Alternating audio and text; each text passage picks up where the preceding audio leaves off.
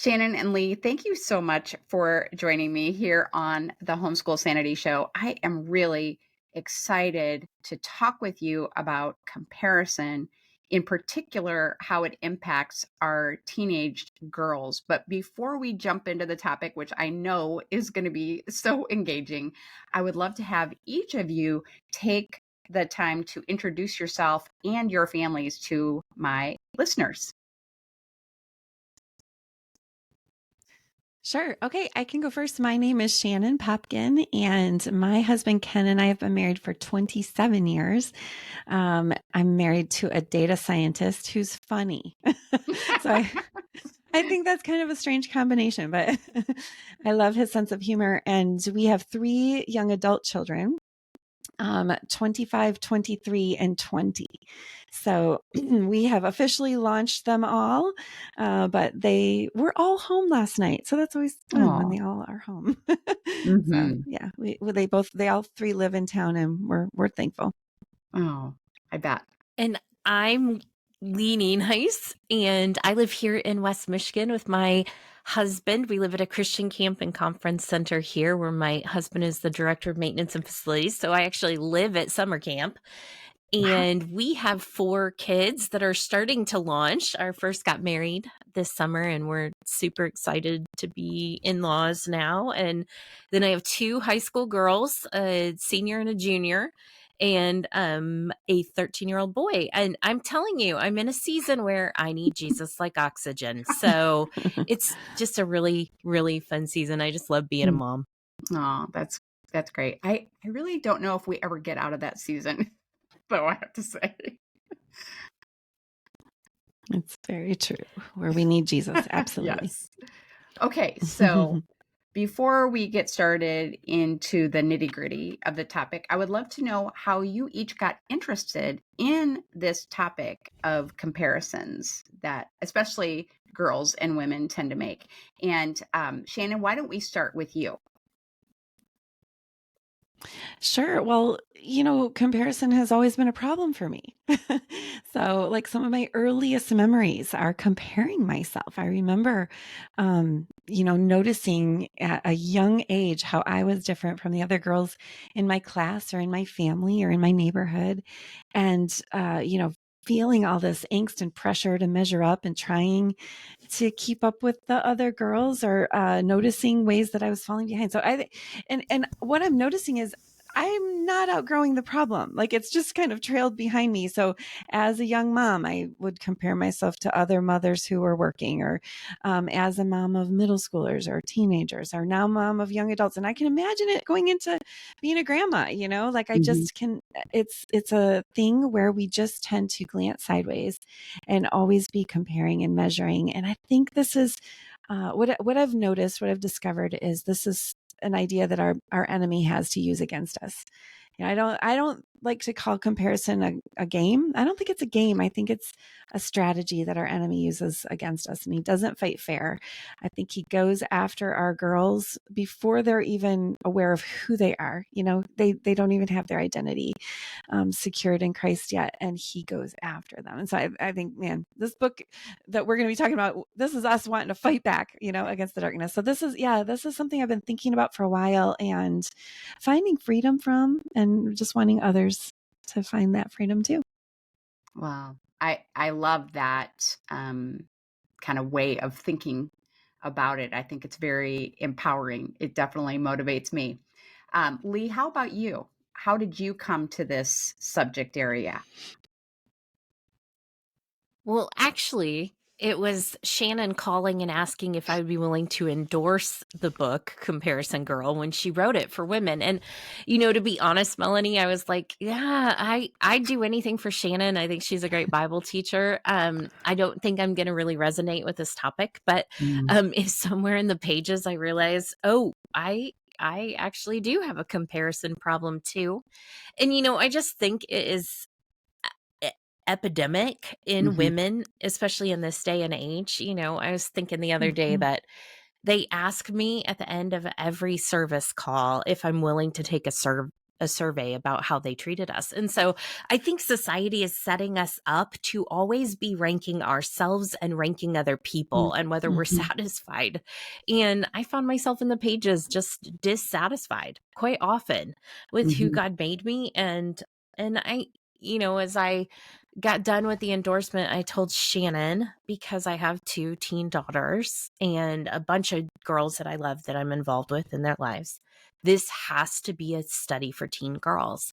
Like, the place where this really begins for women is in this angsty teenage years, That's where true. this begins to have a foothold and we wake up and realize, oh, we're in a world that's measuring, and it's a real blow. And so I said that to Shannon. She was like in the middle of book launch and said, no, no way. I think she actually said, do you want to do that? And so, over the last couple of years, we've looked at each other again and again and kind of really believed that this is what God probably had for us. But finally, we put our heads together and decided to write, because our girls are worth it. And we really believe that the time to stem off this problem is in those years where they wake up one day and everything's different. They see the world different. Very good. Well, I am glad that you both decided to take that challenge or that call, whatever it is, and you ran with it. And we're going to talk about now why it is so important, because as a psychologist, I see the connection between comparison and anxiety and depression in our girls, which is at a record level. And you really don't need to watch the news or look at a research study to know that, right? I mean, we just know, we see it everywhere. And so I was hoping that you could take turns addressing how you see this related to anxiety and depression. Let's go back to you, Shannon. Well, yeah. Ooh. Sure. Anxiety is a problem, isn't it? It's a Yeah. huge problem. And we know, like, you're a psychologist, so you know that the studies are linking social media, especially, to anxiety and depression. And one of the puzzle pieces to, we know it's a complex thing. So it's not as though it's a simple answer to the problem, but perfectionism seems to be part of the problem.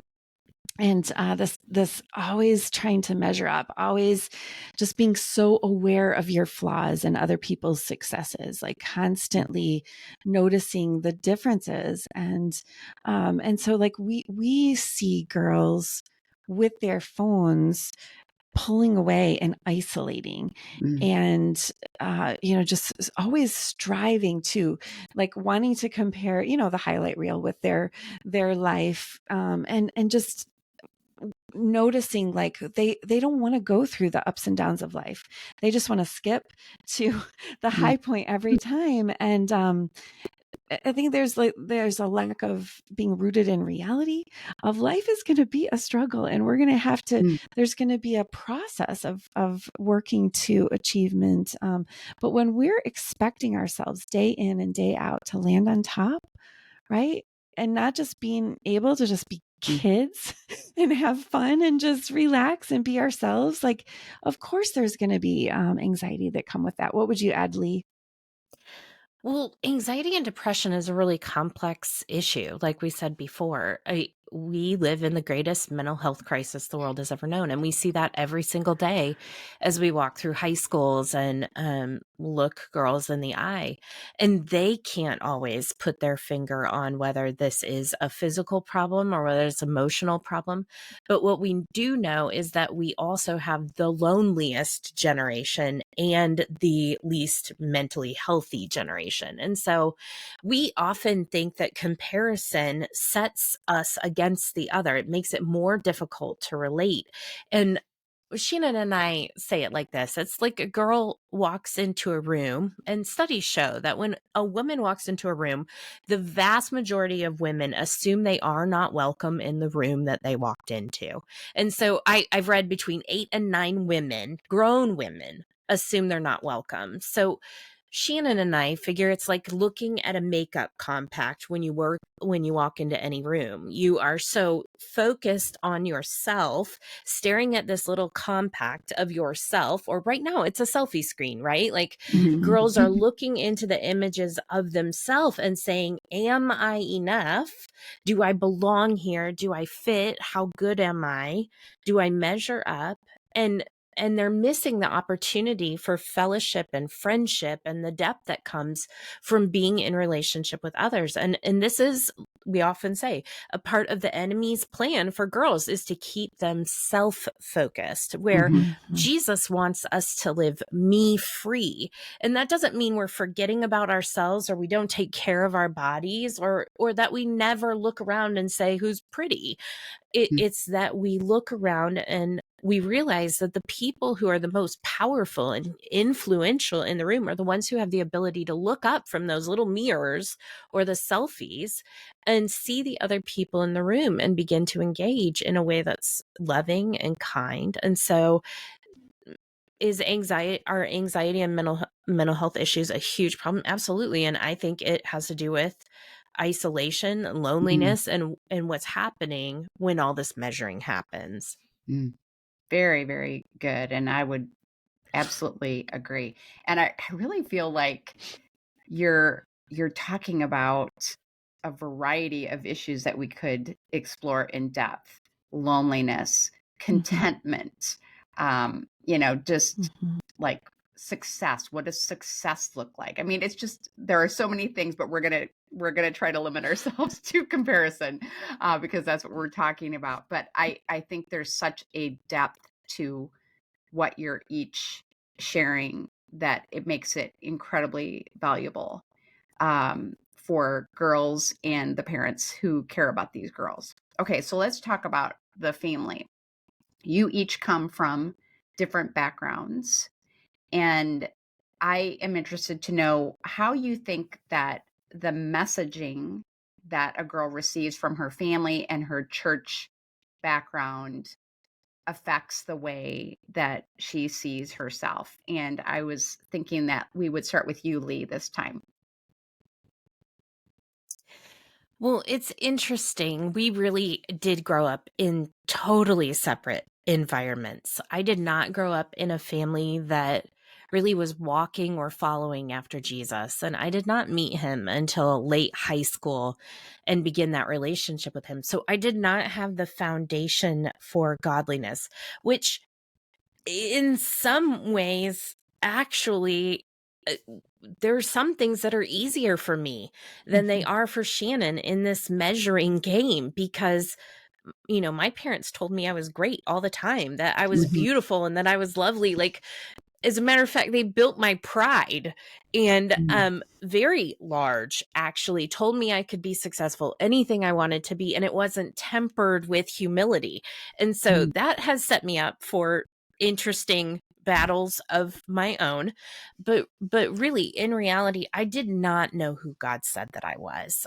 I was not secure in Christ. And so then it is a constant striving that happened to be the best, to be successful. And so the temptations are often different. But one of the stories that we talk about in the book especially is this time when I was in middle school and invited by a church friend to go to summer camp. And I had gone with my mom to pick out a swimming suit, and I had picked out a bikini because I looked so cute in it. My mom agreed I looked so cute in this bikini. And I got to summer camp, and you're already laughing because you know what happened. I got to church camp, and after I'd gone to change, the girls started talking about how immodest I was, and how I was trying to get boys' attention. And really, a friend told me in love that that's what they were talking about. But I was just so wounded because I didn't have a standard set for me. I didn't see the way that the church girls saw. And it really took years to overcome that hurt that happened in that moment. And so as we looked at this issue of comparison, Shannon always came from a point of view, which she'll explain in a minute, is from an incredible home. And I came from an environment that that did not tell me God's truth. And so how we've fought this battle and how we've engaged it has always been completely different. Shan, how about you? Yeah, that's true. I remember my earliest memories are being at church and reading my Bible storybook with my parents. And as a 4-year-old, I remember coming in and telling my mom had heard the story of Nicodemus and I wanted to have eternal life like he did. So like from my earliest memories, Jesus was part of it. And I knew that I was loved and I belonged. And I had a confidence in that. And actually a natural confidence too in my personality. And yet, the enemy crept in even there. And I think some of the ways that I have struggled with comparison have to do with comparing down, right? And Mm, seeing myself from an elevated position and, being one of the church girls who notices the ways that others aren't measuring up. mm, I can just so relate with the pride in that. We tell a story about this little girl that I was talking to. She had just responded to the gospel, and as an adult, I pulled her out into the hallway and I'm talking to her and I'm like, honey, are you feeling guilty about your sin? And she says, no, I don't sin. And I took her to a verse in the Bible. I'm like, oh, well, like maybe one of these ways, have you sinned? No, I've never done any of those things. So then she said, can I go back to my class? And I said, sure, let's go back to your class. So her teacher, since she had raised her hand and wanted to talk, she assumed that, there was news to share. And she said, oh, do you have something to say to the other girls? And this little one was like, yes. And she took her finger and swept it across the room of girls and said, all of you have sinned. Oh, I forgot to say this. I took her to the verse that I know I mistold this story. There was another verse that I took her mhm, to saying, for all have sinned and fallen short of the glory. So that's the part she wanted to share. She's like, mhm, all mhm, of you have sinned. She did it twice. All of you. And I just relate with that little girl. I just want to mhm, focus on everybody else's sin. And I feel this sort of elevation in noticing the ways that other people sin. I think people in the church focus on sin more than anybody else, obviously, because nobody else is thinking about sin. So that's another way. I think there are two ways to struggle with comparison. There's the way Mm, of comparing mm, up and feeling less than, inferior, and then there's the comparing down. mhm, And both of these, I think you talked about the messaging from our families, the ways that we are raised, and I can imagine that homeschool families they're stellar families, right? But sometimes the messaging gets mixed up, and like, no, mhm. we have it all right. We're doing it all right, and I think comparing down can be more of a problem for those exceptional kinds of families, right? Yep, for sure. Definitely. Yeah. And I just wanted to just interject a little bit that I was amazed in your book, which we will talk about as we go, but that you even talked about comparing parents. I was amazed Mhm. that you just kind of teased that out. I hadn't even really thought about that, but we absolutely do. You have this kind of parent, and that's better than what I have, which is this kind of parent. And I was really impressed by how you were able to kind of pull all the threads, I think, that are connected to comparisons that teen girls make.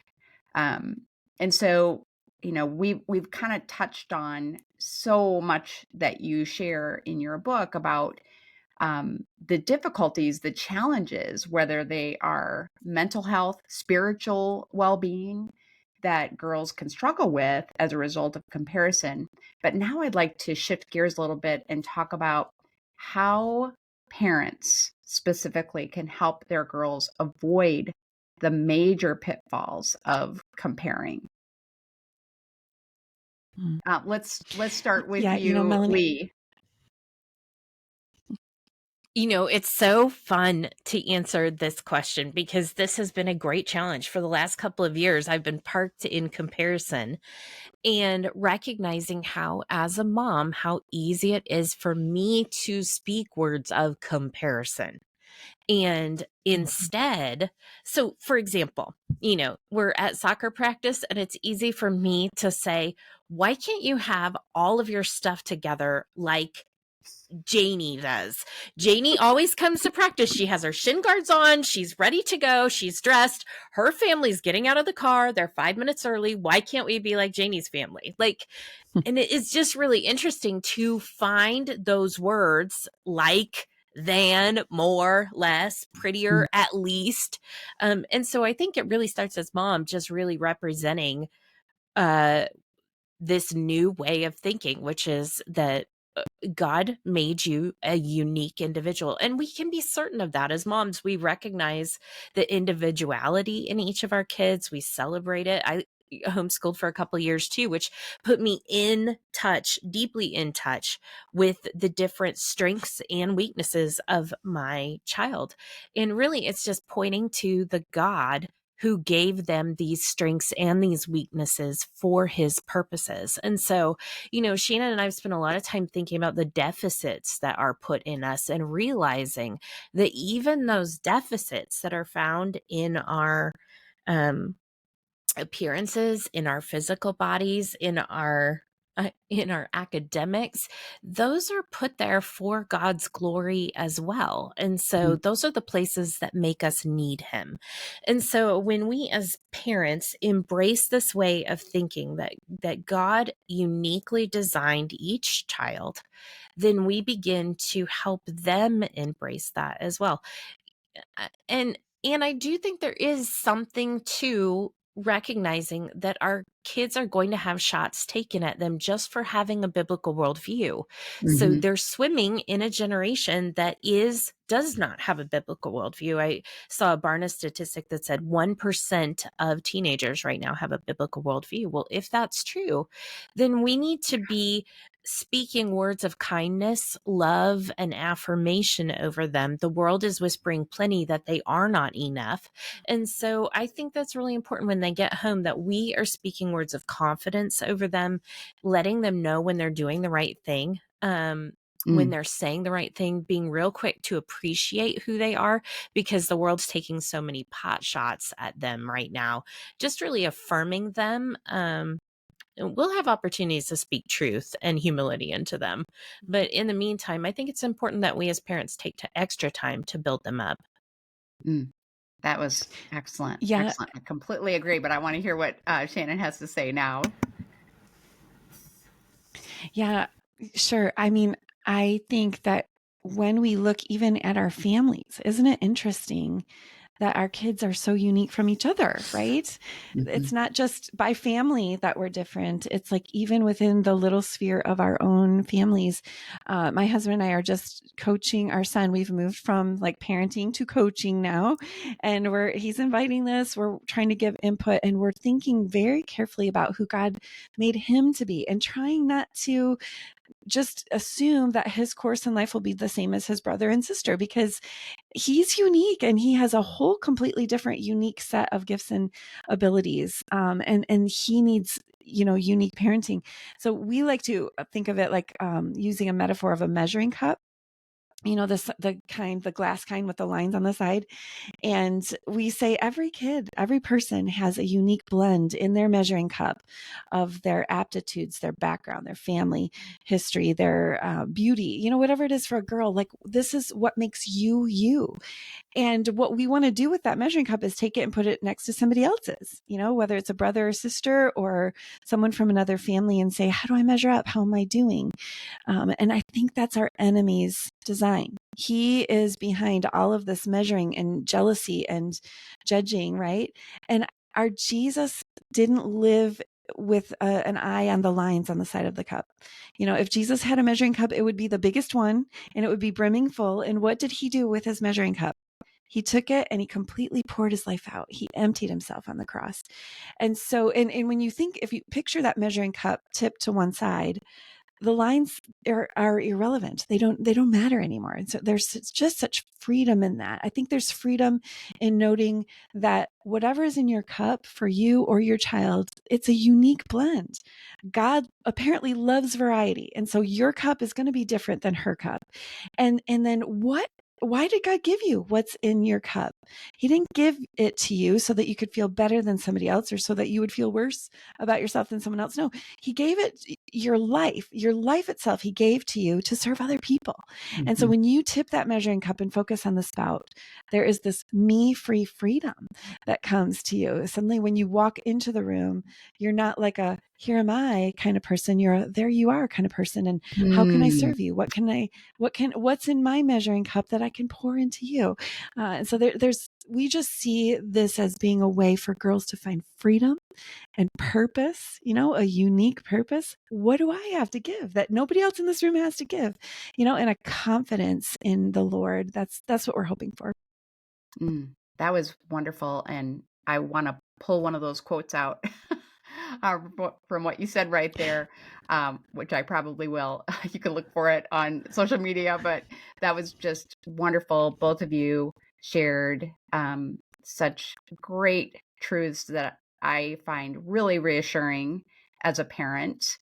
Um, I don't have a teen girl anymore, but I have a 20-year-old daughter, and, she still has these comparison issues to deal with. I still have these comparison issues to deal with. We all do. I think Totally. especially, right? As women. Yeah. Um, but I wanted Mm-hmm. to talk about one of those experiences or characteristics or ingredients, if you will, of the measuring cup that you were just talking about. And I see one of those as being the painful experiences that we have each had in our lives. And you you each talk about these painful experiences in your book to the point that I just felt them in my gut. I was like, oh, you know, whether I have experienced something similar or I can just relate to the emotion. It is real and it is big. And one of the things that I have struggled with personally is that these experiences can be so painful that while I might want to just like throw off any concern with comparisons or keeping up, and like making sure that, who cares if I'm wearing the jeans that are in style right now, right? But if I've had a very painful experience where my lack of keeping up, let's just go with fashion, for example, where lack of keeping up has been used to make me feel terrible about myself, has been used as part of my rejection in the past. How can I get past that? And I was hoping that you could each speak to that. How would you advise a teen girl who has had some of these really embarrassing, hurtful times in her life to get past that so that she can be me free? Shannon, let's start with you. Yeah. Sure. Yeah. If I could, I'll just share one of those moments for me. It was sixth grade camp.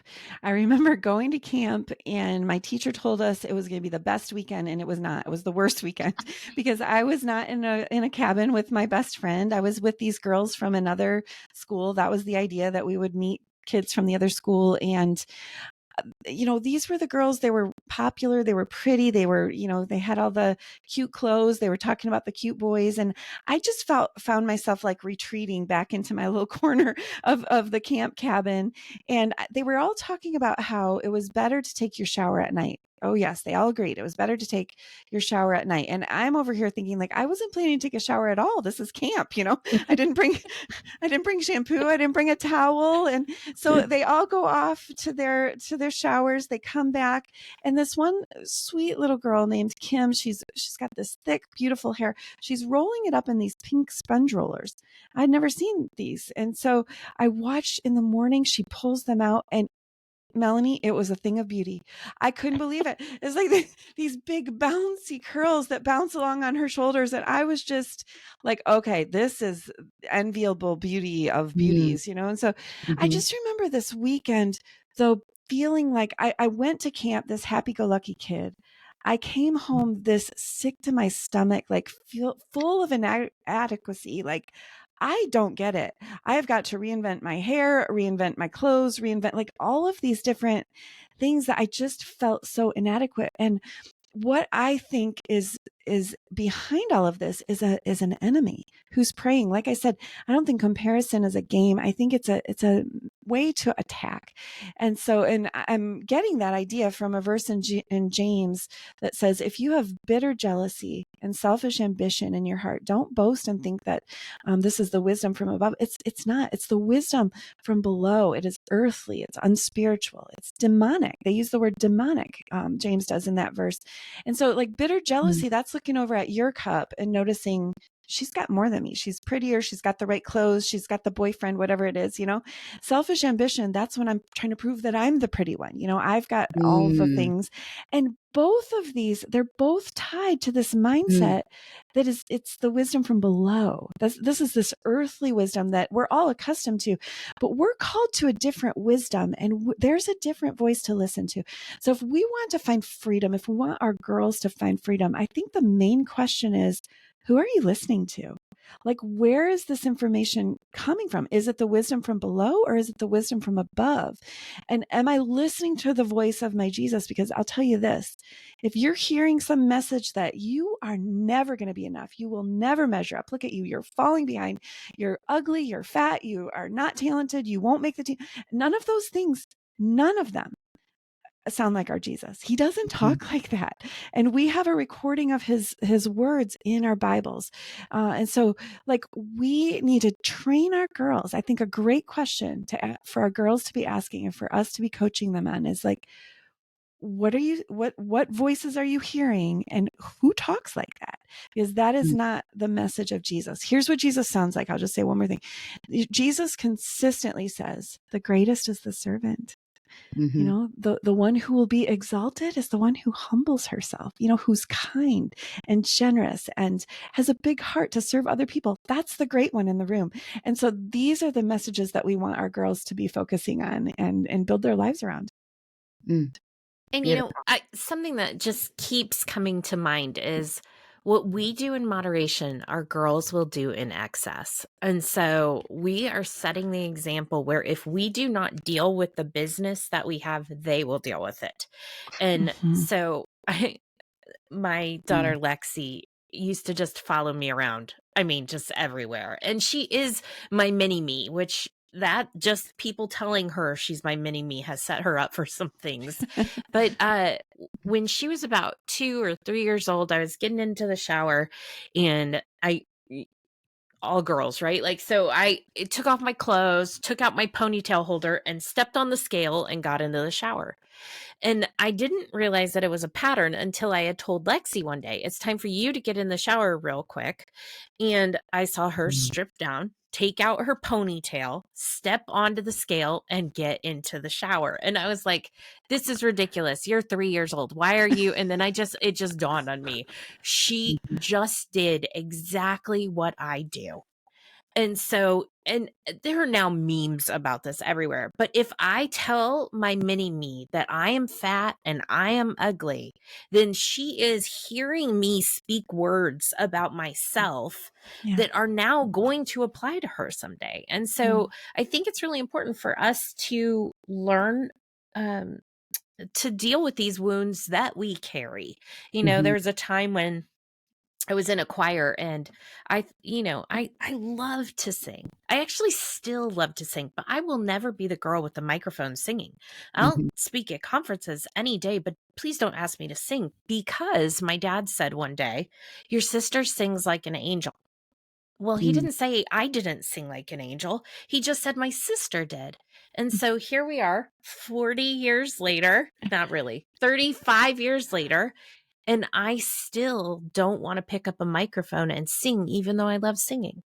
And so I recognize there are certain things that we have those core wounds that we were talking about, these comparison wounds that need to be attended to, need to be dealt with. And so I would just encourage moms that are listening that where you hear those voices creep in, where they say you're not enough. It's time to deal with those, because if we don't deal with those, our girls will deal with those. And I would Mm. just argue that we are better equipped right now at this age to listen for the voice of Jesus, hear what he says is important, and accept those deeply into our lives so that our girls don't pick those up and run even further with them. Mhm. Yeah, very, very good. I want to take the time now to talk about your book. um, I review a lot of books, and I have really, really enjoyed this book. It's not written for my age group, and I don't have a teen girl anymore, but I just really, really am impressed by it. And I want to say, as a homeschooling mom to my listeners right now, that this is a book that you could give your teen daughter as part of life skills, as a health book. Because I feel like it is mental health, life Mhm. skills, and it absolutely could be a Bible study.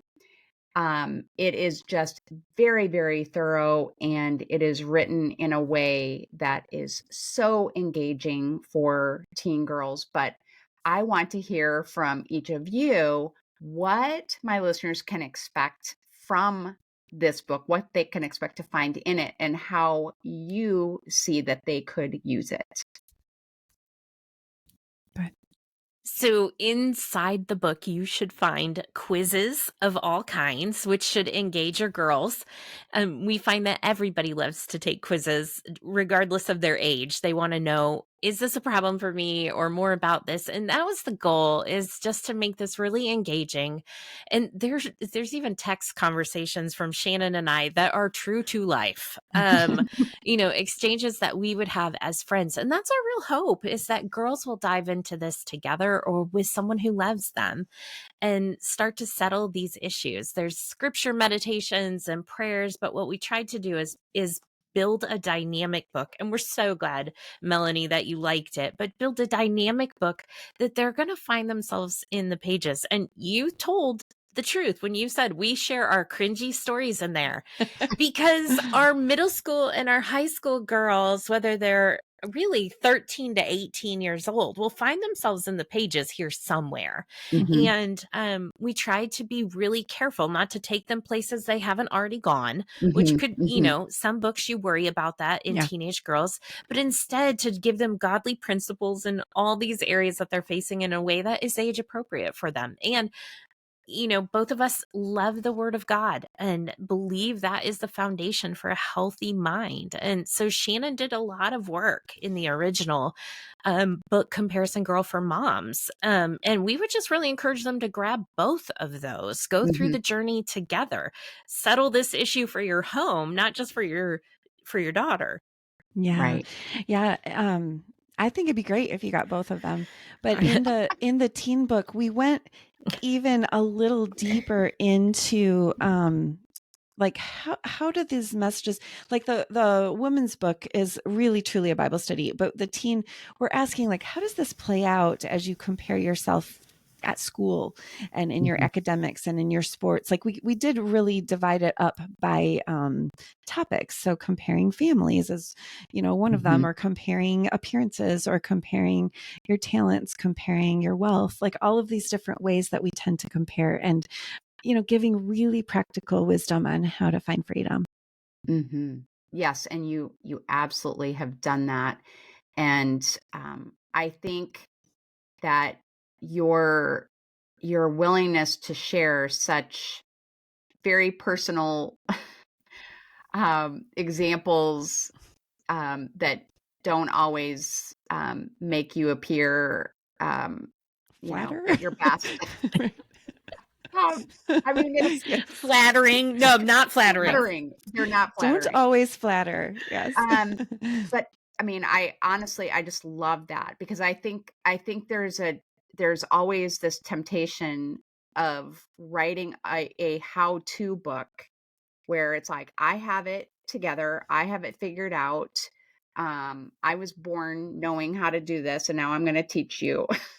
And you definitely haven't done that. It's really written with humility, and I think that is going to invite both mother and daughter to take the journey with you in this book. So I wholeheartedly recommend it. But I am wondering if you have other resources that would be useful for teen girls or their moms, and where they could find those resources. So I have two other books, Brave Moms, Brave Kids, and Countercultural Parenting. And both of them really look at discipling the mom so she can disciple the kids. And that really is my heart, is that moms would do the work of in their own lives so that they can raise a countercultural generation. And Shannon has incredible books as well. But together on our site, Comparison Girl, you'll find quizzes and things that resources that will really help you walk through any of this. Shannon, tell them about yours. Sure. Well, yeah, we want you to come to comparisongirl.com because you do have quizzes in the book, but it'll be fun for the girls to take the quizzes online. And we do say they can compare their scores with others. So that's kind of fun. This is my first resource for teens. I haven't written as much on parenting, so that's why I needed my co-author friend Lee in on this project. My other work has been for women, so I have another book called Control Girl: Lessons on Surrendering Your Burden of Control from 7 Women in the Bible, and I have a new Bible study coming out in July on the life of Sarah called Shaped by God's Promises. So I'm really excited about just my goal always is to invite women to open their Bible with me, drink in the true story of God's word, and then live like it's true. Wow, I love it. And I'm going to put links to both of your resources and, of course, to both of the Comparison Girl books so people can grab those and start using them in their homeschools. Well, thank you so much for taking the time to share with us today. This has really been, I think, just not just encouraging, but empowering. So thank you. Mm-hmm. Oh, thank you, Melanie, for having us today. It's been a privilege. Thank you. Okay.